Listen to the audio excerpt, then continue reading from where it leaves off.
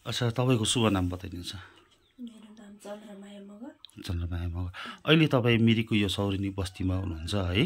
हामीले सुन्यौँ तपाईँले आफ्नो बुवालाई खोज्दै आउनु भएको रहेछ है। र अलिकति बताइदिनुहोस् बुवाको नाम है, कहाँ थियो र कसरी चाहिँ सुलभ पाउनुभयो, यहाँनिर हुनुहुन्छ भनेर त्यो अलिक बताइदिनुहोस्। बुवाको नाम चाहिँ भोगीबहादुर लामछाने मगर। हजुर। हामी चाहिँ यहाँ एकजना बडा हुनुहुन्थ्यो मिरिक सौरेनी बस्तीमा। हजुर।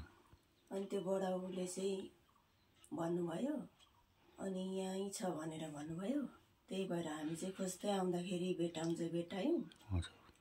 अनि उहाँ चाहिँ माथि विजय दासकोमा बस्नु हुँदो रहेछ। हजुर। अनि आएको दिन चाहिँ हामीले बारीमै भेटायौँ। अनि गफसफ गरेर गयौँ यता तल झऱ्यौँ बडाउकोमा।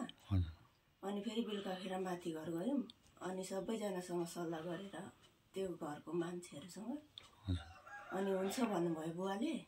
अनि त्यहाँबाट हामी हुन्छ भनेपछि बडाउकोमा फर्क्यौँ। त्यहाँबाट बिहान जाँदा चाहिँ बुवा चाहिँ भागिसक्नु भएको रहेछ। अनि त्यहाँ मालिकनीहरूले चाहिँ बेलुकै भाग्नु भएछ भन्नुभयो। ए, भनेपछि बुवाको उमेर चाहिँ कति जस्तो थियो यसो लगभग? 65-66। ए, निकै अलिक वृद्ध अवस्थाकै हुनुहुन्थेछ है। र तपाईँहरूले चाहिँ भेट आएर सुलग पाएर जुन ठाउँमा जुन घरमा बसे त्यहाँ भेट्नु पनि भयो तपाईँहरूले है। भेटेपछि तपाईँहरू चाहिँ लिन आउनु भएको खासै सुलग पाएर? म चाहिँ लिन आएको, मलाई चाहिँ सानैमा छोडेर आउनु भएको। हजुर।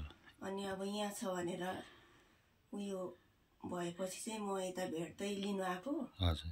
त्यही भएर जाउँ भन्दा हुन्छ भन्नुभयो। हजुर। कति वर्ष जस्तो चाहिँ भएको थियो उहाँ हराउनु? मलाई त्यति यादै छैन बुवा यस्तो छ भनेर।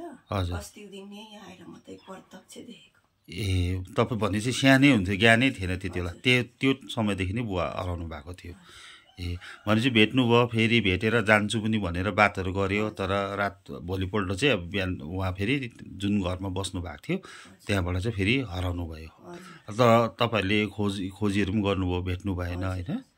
ए, र अब बुवा त हराउनु भएछ फेरि पनि है। तपाईँ अब एउटा छोरी हुनुहुन्छ र के अपिल गर्न चाहनुहुन्छ जनसाधारणलाई? मलाई चाहिँ बुवाले सानैमा छोडेर आउनु भएको होइन।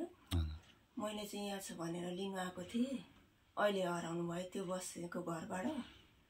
अब म चाहिँ सबैलाई के भन्न चाहन्छु भने मेरो बुवालाई देख्नु भयो भने यहाँ एउटा नम्बर छोडिदिएको छ, हो त्यो नम्बरमा सम्पर्क गरिदिनु होला। सबैजना साथीभाइहरू, दाजुभाइ, दिदीबहिनीहरूलाई म त्यसो भन्न चाहन्छु।